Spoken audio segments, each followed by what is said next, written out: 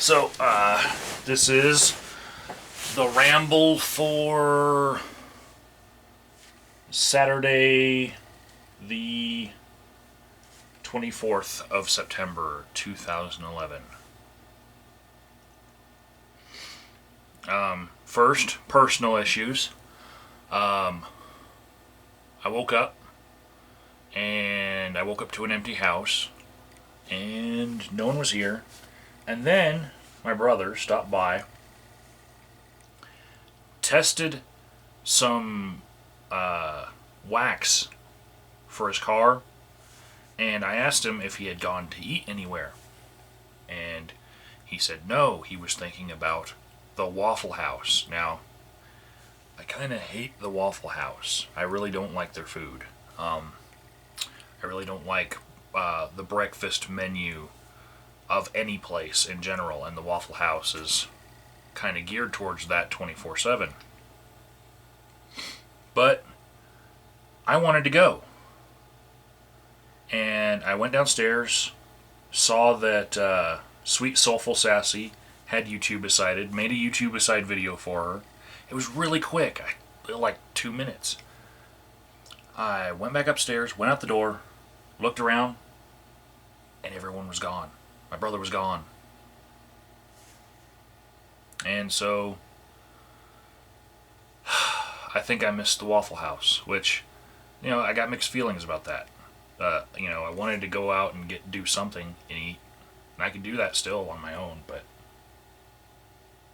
they went to the Waffle House without me. So, also, personal stuff. This is my The More You Pwn t-shirt. I got it from the YouTuber who is now the Frugal Gamer, and I just got him a gaming t-shirt of sorts that I will be sending to him very shortly. What else? On Wednesday, the Freethinkers are going to have juice and cookies.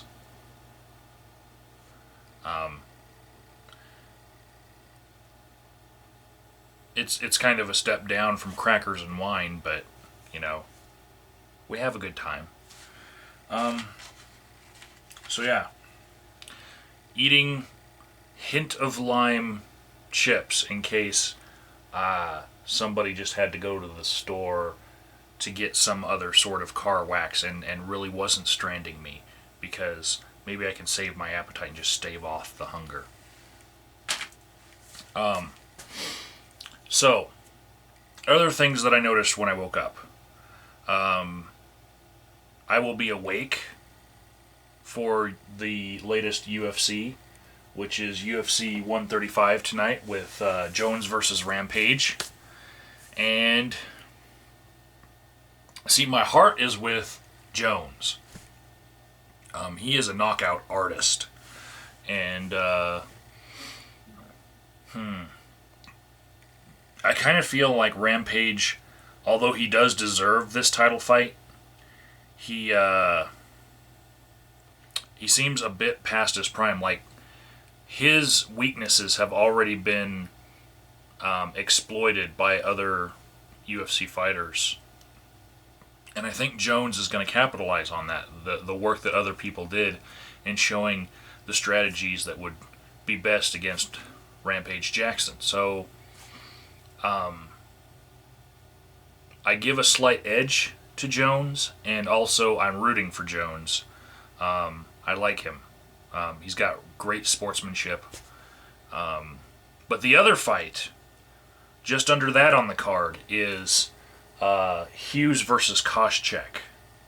And, of course, everybody hates Josh Koscheck. I mean, he works on it. He's a villain. You'd have to be a villain like Aldous Valor to like Josh Koscheck. He reminds me a lot of Tito Ortiz, with, bleached blonde hair that, is on tanned skin that just doesn't look right. And also he tries to stir up the crowd by saying, "You all are nothing to me. I'm here to fight." And weren't you entertained? and flipping off the crowd. Don't like his sportsmanship. But I have to say he is a great fighter, and some people might not realize in this fight against Matt Hughes.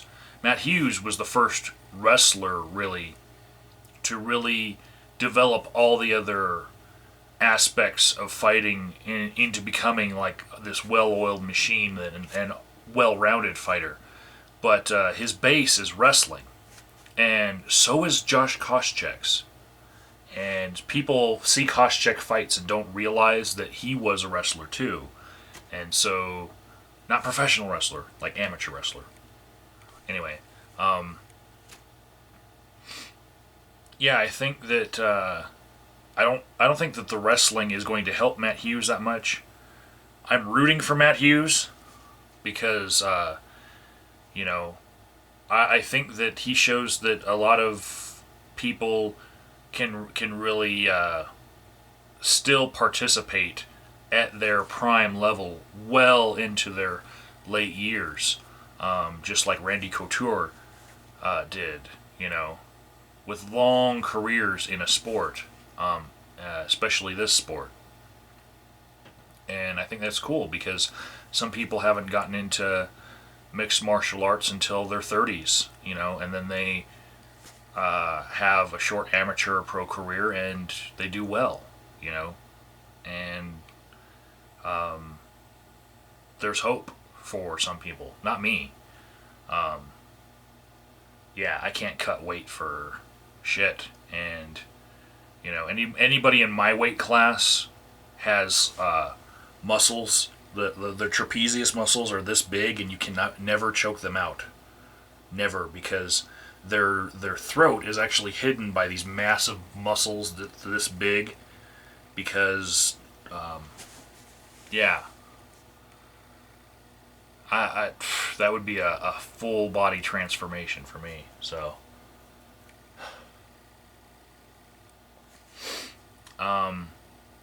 next thing I noticed when I woke up,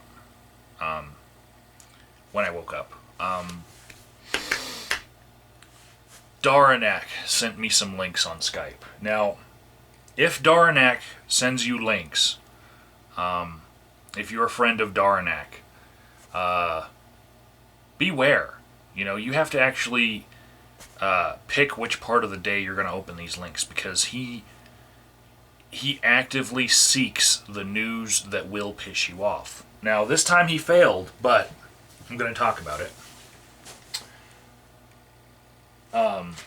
There's a town called Bay Minette, and it is in Alabama.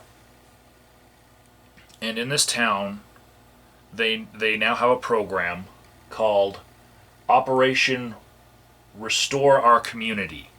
Now, the abbreviation for this, ROC, is actually very important in understanding why an atheist would send another atheist this to piss him off. The abbreviation spells out rock, and the program is the judge in Bay Minette, instead of sentencing minor criminals to any sort of fine or sentence, he'll waive a fine and sentence if an offender agrees to go to church for an entire year.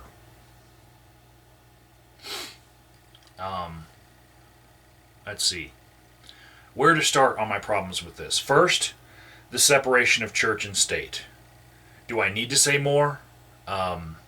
Yeah. Second, it's not really a punishment. It's not equivalent to punishment or rehabilitation even for those members of the community who already attend a participating church. And there's something over 50 churches that are participating in this program for Bay Minette. So, yeah, if they already go to that church, it's just something that makes them not tardy or never sleep in for football, because they have to go an entire year. And they have to check in weekly with the police and with their pastor. Now, I actually did some research into this, and although I can't find which churches are participating in the program, every news snippet that I've found on this story has said that the offenders get to choose which church they attend. And I imagine if there were a problem with offenders of other faiths or no faith, that they would be able to choose the religious organization that they want to go to. Now, for those of us who are of no faith or of a general deistic faith, within 25 miles of Bay Minette, which wouldn't be that far if you're already getting up to go to church and you have a car, and even if you didn't have a car, you could probably arrange a ride to church, because there's always people that will go out of their way to bring you to church. I've never heard of that being an issue, that a pastor won't find somebody else who will give you a ride to church. In fact, the churches in my area have fleets of buses to get the elderly to their church, because they're mega churches. They have to have fleets of buses. So the ride, I don't think is a problem. But within 25 miles, you can find, for an atheist or a deist, a Unitarian Universalist church, which would accept them and probably wouldn't proselytize to them too much. And it's within the radius of Bay Minette. You can find it. Not exactly in Bay Minette, but in Mobile, Alabama, however you want to say. It's spelled Mobile, but it's pronounced Mobile. You could get a ride. And as far as mosques, when I tried to Google mosques on Google Maps, a couple churches popped up, but within 30 to 50 miles, you have a good selection. And synagogues you can find in Bay Minette. Other forms of worship might be welcome at the Unitarian Universalist Church, like Wiccanism and even Satanism or whatnot. But I don't think that these alternate religious people would be a very big problem in Bay Minette, because it's a very insular community down there in Alabama. They have to go, if they're part of that minority community, they have to go pretty far anyways to go to any sort of fellowship meeting. So I don't think the problem is caused so much by this new program. But the program being named Rock does kind of indicate that they're talking about the Rock, Jesus Christ. So I do see a little bit of a hint of favoritism in this government program towards churches, but see, if anyone were to be offered this as an alternative to punishment, and they were, say, an atheist, and they didn't even want to go to a Universalist church, or they didn't have any of those churches that were participating in the program, it would be really easy for that person to make a case for cruel and unusual punishment. Not so much the cruel in that sometimes some sermons can be extremely boring,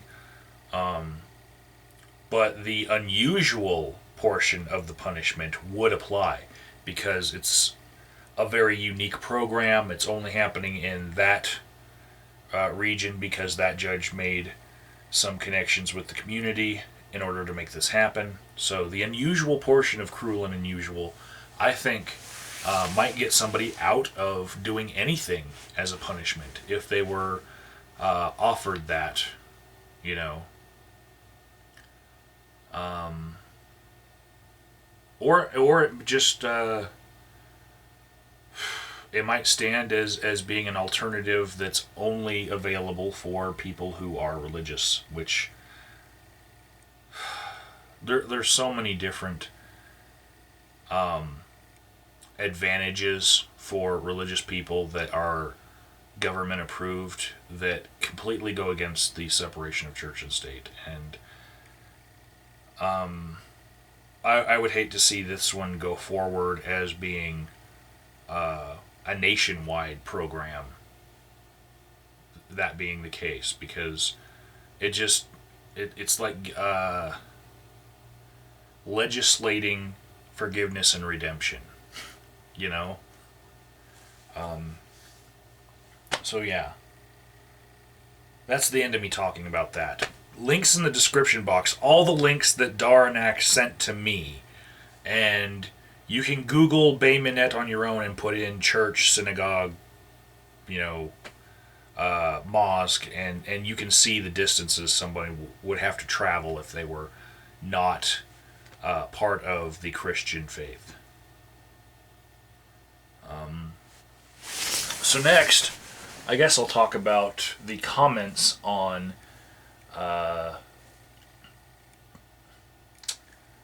my video, which was called Context versus the Omnipotence of God's Word.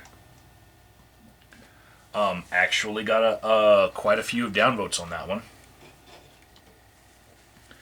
I think I'll start with the comments of Aveyowyns. And I'll just respond this way because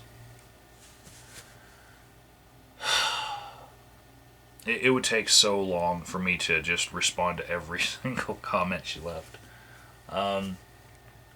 First, your understanding of the verse that seemed to support the Christian's view of the Old Testament are so reinterpreted that I wouldn't even want you to argue in favor of the Christian understanding of grace versus law. Okay. As far as being reinterpreted, pot, kettle, black. Yeah.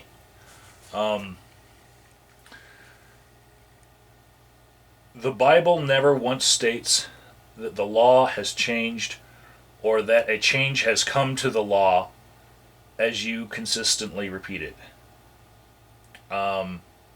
Actually, some people would say that the Bible does say that a change has come to the law. And I gave those verses in the video. Those verses only reflect the change in attitude a Christian/Jew would have towards the law. Okay. But the laws that are applicable to a person who was looking at these laws as being, oh yeah, they existed and that doesn't change, but now they're not applying to me. That the applicability of the law is what's changing and what I was trying to get at. I'm sorry if I didn't convey that well enough for you to understand. What's worse, the verses you provided from the Old Testament about a covenant are not about the laws of Moses, you goof. They are about the covenant between Abraham and God, that his descendants would flourish and that their existence would bless humanity.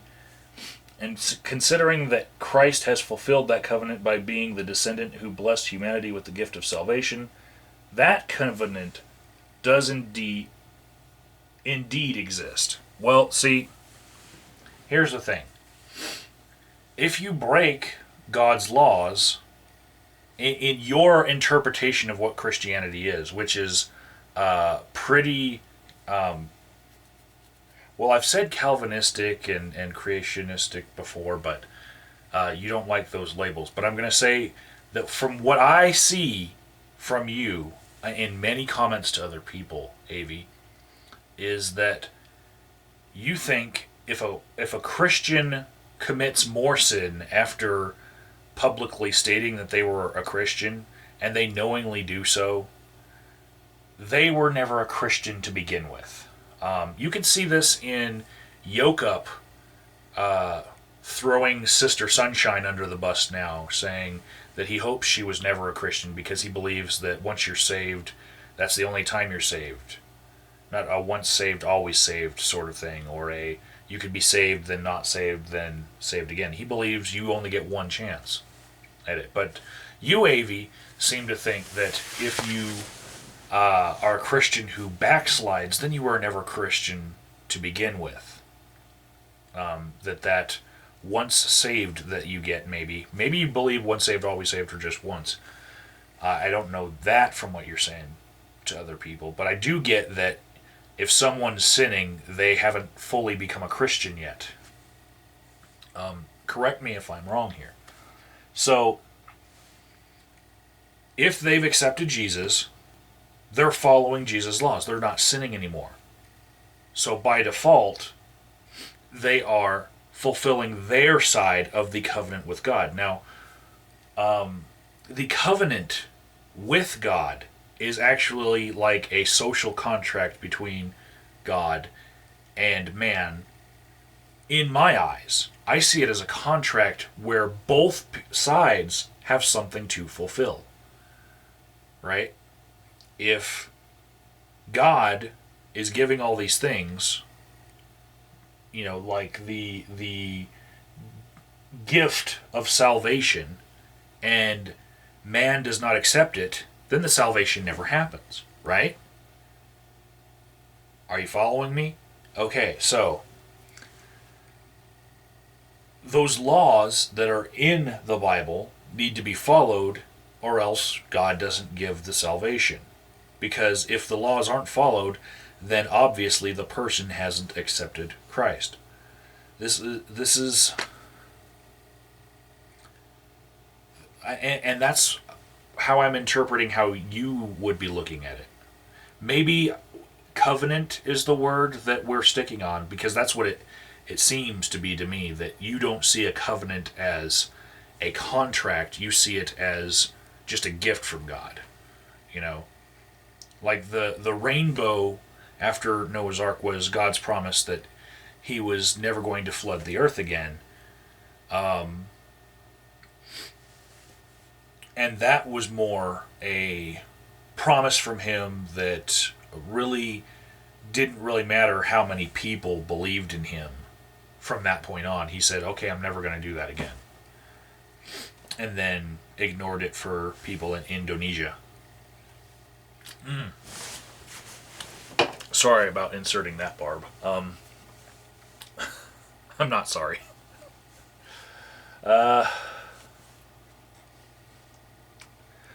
Let's see. The verses you provided from Exodus are relative to the Passover that the Israelites must partake in Passover forever, which Christians still do. It's called communion. Communion is the Last Supper, and the supper is the Passover. Okay. These are things that people are required to do, forever, and that's how they get the salvation part of this contract fulfilled. Get it? Either side can do something that would break the contract. If God did it, that would be like God being imperfect. So I'm guessing God never fails to come through on his side of the bargain. It's just the men that do. Again, I'm trying to follow along here, but well, we'll get to the other problem with me trying to follow along later.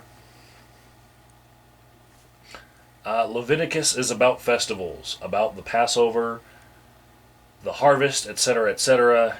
It has nothing to do with the Christian's relationship to the laws of Moses.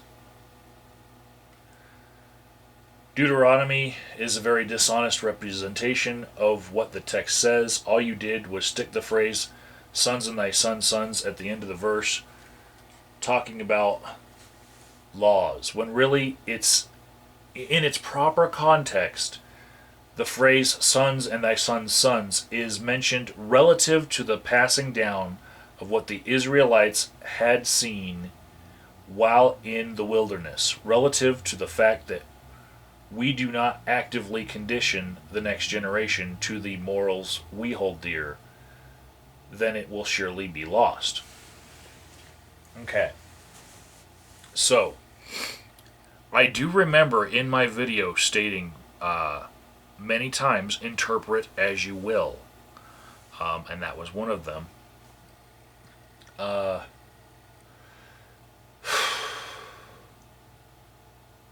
So,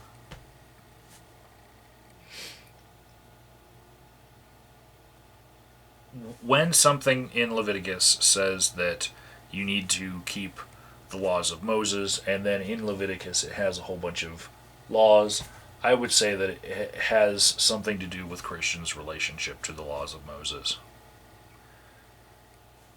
That's my interpretation. You interpret it differently. Okay. As far as Deuteronomy, when does thy son's sons and thy son's son's sons and thy son's son's son's sons end? You know, I gave all of the passages there for people to read. I showed them where to find it. You know, I love it when people try to bring context into the argument. You know, as if there's something like that was only specific for them. You know, thy sons and thy sons' sons, and then fuck your grandsons and everybody else in generations past that. They don't need to know what happened. Corinthians, once again, the covenant is the covenant between Abraham and God. Only those two, nobody else. So the next one, the next comment that she leaves, God's audience does not include atheists.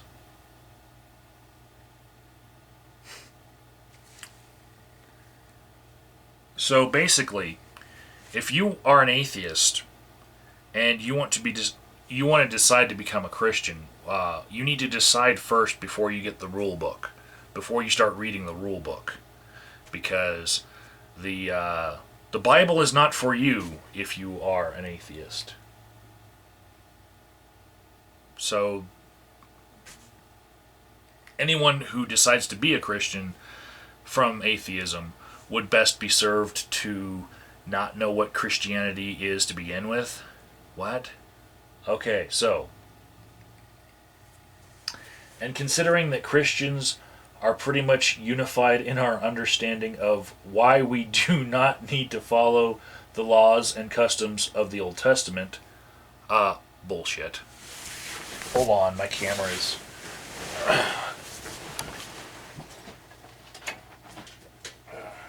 starting to fade, giving me the battery thing.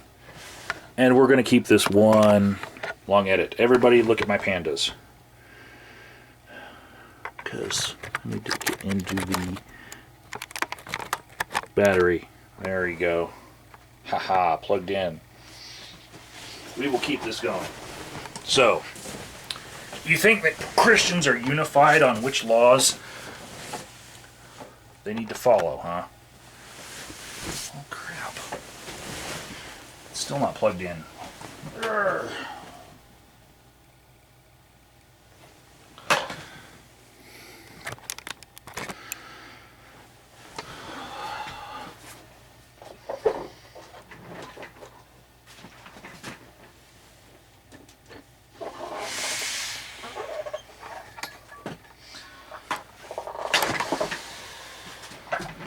I don't have to edit this, but I swear I will.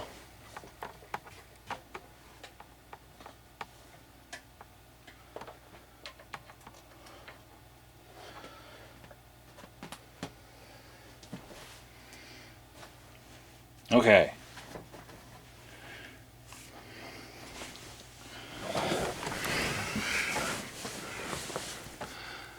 No, it looks like I'm running out of memory because I have 3 minutes. So I get to edit this. Yay! Okay, sorry. I'm not going to do any cutting on that, but this is the new video that I just started on the memory card inside my camera. Good news, during all of this, I figured out how to use the memory card inside my camera. Which would have been a problem if I was on a road trip and I had a whole bunch of footage I didn't want to delete. So, yay, good things have happened. And for the video gamers out there, sorry if I scared you into looking at the other screen to see if I was ending the video right there. I know it's only you video gamers that like to listen to me while you're playing games as if I'm a podcast. WARNINGradio podcast in the description box, which I will be on as soon as they put up the archive of the couple times that I've been there. So you can get even more video gaming soundtracks. Which, when it's me talking instead of listening to jazz music, it's a lot better. You know, because jazz is like the soundtrack for prison rape. So,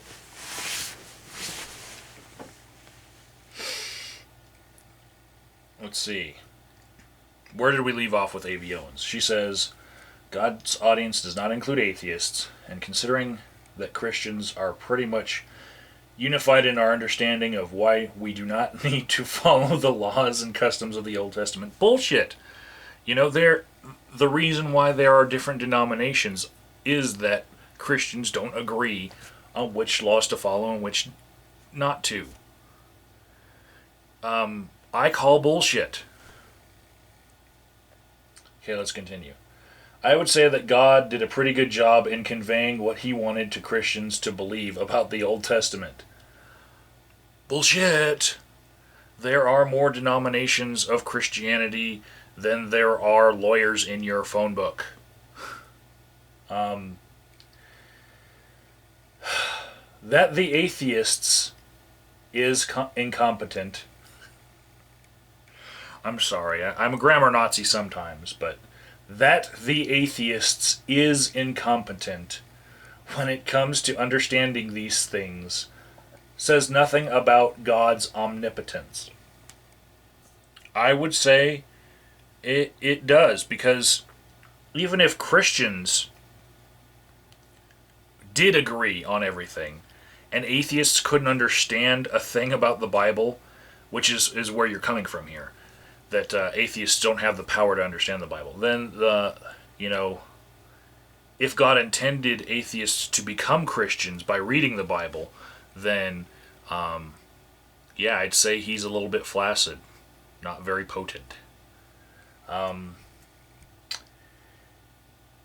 What's more, no Christian claims that the Bible is omnipotent. No, probably not, because they've seen Aldous Valor videos where he likes to smoke the Bible. The Bible itself doesn't have a lot of power in it.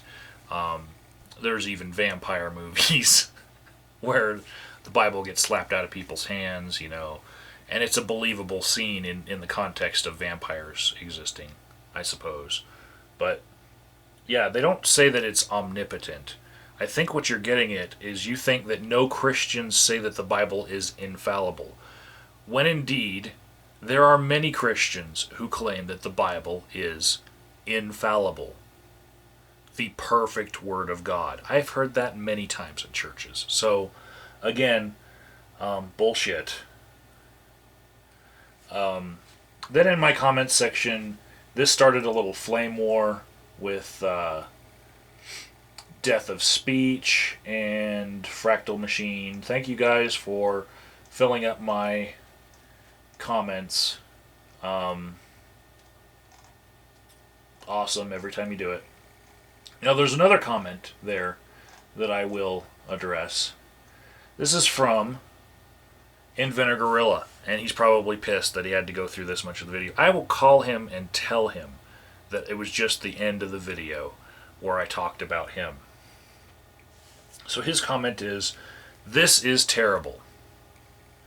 Well, he's got a whole bunch of sentences here, but I'll address that first. What's terrible? An atheist reading the Bible, trying to understand his fellow man and where they're coming from? Is that what's terrible? Is it the worst interpretation of the Bible you've ever heard? That there could be a case made on both sides of this issue, and that it is vague. Is it terrible for me to say that it's vague and that you can't really make a decision based on the Bible as far as whether you should follow those Old Testament laws or not, and that you really need to search yourself and your own morality for that? Is that horrible? Because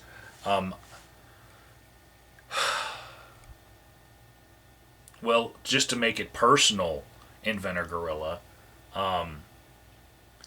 are you planning on enjoying heaven while your stepfather, who is gay, goes to hell? Have you had perfect little girls that didn't backtalk you one bit for their whole lives, or should you have stoned them? You made some decisions there, okay? And I would say that you made the right decision with your kids. Inventor Gorilla, great parent, a little overbearing, a little overcaring, but I'm sure his girls appreciate it. But, and nobody get me wrong on that one, but I think that everyone's got interpretations of what they think things mean, and it's not terrible for someone to share their interpretation and hear other people's interpretations and share information. What's terrible about that?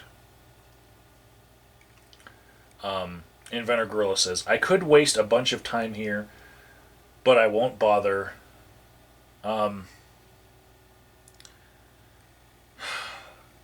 Okay, I'm just saying, if it annoyed you enough to comment on it, bother, you know? Waste time. Is it a waste of time to tell somebody why you disagree with them? Or is it more of a waste of time to just go away from that person and keep believing what you believe and not really share a discourse in why you believe the things that you do? Is it more a waste of your time to just stubbornly hold to your beliefs without discussing them with other people? I'm not being intellectually dishonest. It's another fucking buzzword that people have been throwing around, and half the people that use it don't know what it means. But I'm actually talking about these things in a mindset where I am willing to accept a better interpretation of what I have said. So, yeah. And as far as me, when I decide to waste time, I guess, and still talk about something, even though I don't think that the other person is going to change their mind, there's other people around that are listening that might. Your audience is not just the person who you direct a video to or a comment to, and in fact 106 people so far have watched that long video, and so I'm reaching a lot more people than the people I discussed. Okay, next sentence.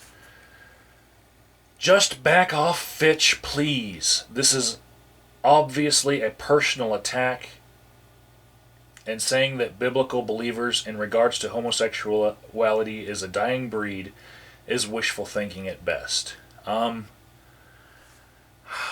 Let's see. Just back off, Fitch, please. I was asked to comment on his video, and if you go to his channel, I've been mentioned plenty of times, and in fact, Inventor Gorilla, the author of this comment, made a video that went on the Fitchiful listening channel, and it addresses me personally, and that is God Tuned 4. You can find that video yourself. So, Yeah, hypocrite much. This is obviously a personal attack. I don't know how obvious it is. I would say the video itself wasn't really a personal attack. I was just addressing the issue, but I'd say the description more was a less than thinly veiled reference to him. Saying that biblical believers in regards to homosexuality are a damn breed is wishful thinking at best. Actually, my wishes and thinking are that people will read the Bible and realize that it's just fanciful mythology and not really something to base their lives on. Seeing that the beliefs of Christians as regards homosexuality is something that is changing and improving is something that you can prove statistically with social sciences. And it gets better every year. So, yeah. Next sentence. Many biblical believers realize that it isn't biblical to persecute, rather just live their lives. Yeah, I can address that one. It's not me that hates you, it's my God. That's something that I've chastised you before for Inventor Gorilla. That's what I like to call hiding behind your God's dress.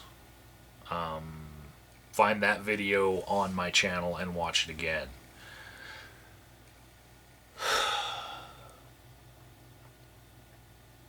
I'm not judging you, but there's what you're doing, and here's the rules in the Bible's about that, and it's not me that's judging you, it's just, there's the rules, go, I'll point you right, I'll turn the page right to this point that I want you to see about what you're doing, but it's not me. Yeah. If you have an opinion about what somebody else is doing, quit being a bitch and actually state your opinion. Don't blame your God for it. I'm pretty sure that your God, if he existed, would be pissed off because of all the different people putting words in his mouth and just using their opinions as the basis for what they think that he believes. So,